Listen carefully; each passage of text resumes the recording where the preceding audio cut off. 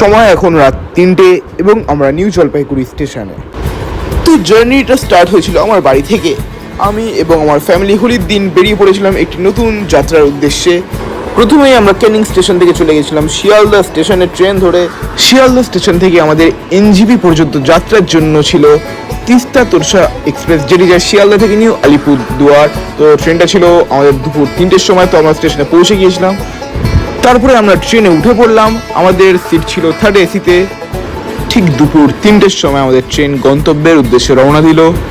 কিছুটা সময় যেতেই আমি নিয়ে নিলাম 1 কাপ কফি, কারণ ট্রেনের চা অ্যান্ড কফি বাঙালির একটি ইমোশন। তারপরে দেখলাম মশলা মুড়ি উঠেছে, তো মশলা মুড়িও নিয়ে নিলাম। তো তার কিছুটা সময় যেতেই ফের ট্রেনে উঠেছিল সিঙ্গাড়া, তো সিঙ্গাড়াও নিয়ে নিলাম।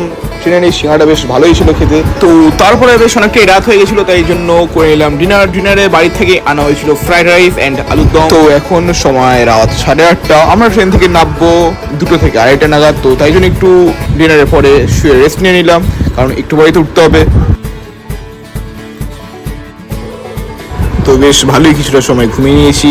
আর এখন ঘড়িতে সময় 1:50। তো একটু বাদেই আমরা নামবো ট্রেন থেকে 2টো থেকে 2:30 নাগাদ। হে বন্ধুরা, ওয়েলকাম টু এনজিপি স্টেশন। তো ফাইনালি যাত্রা শেষ এবং আমরা পৌঁছে গিয়েছি এনজিপি স্টেশনে। তো এখন সময় রাত্রি 2:19 এবং আমি নিয়ে নিচ্ছি 1 কাপ কফি। আর কিছুক্ষণ পরেই আমরা গাড়ি করে এখান থেকে রওনা দেবো। তো এখন কিছুটা সময় অপেক্ষা করার পালা।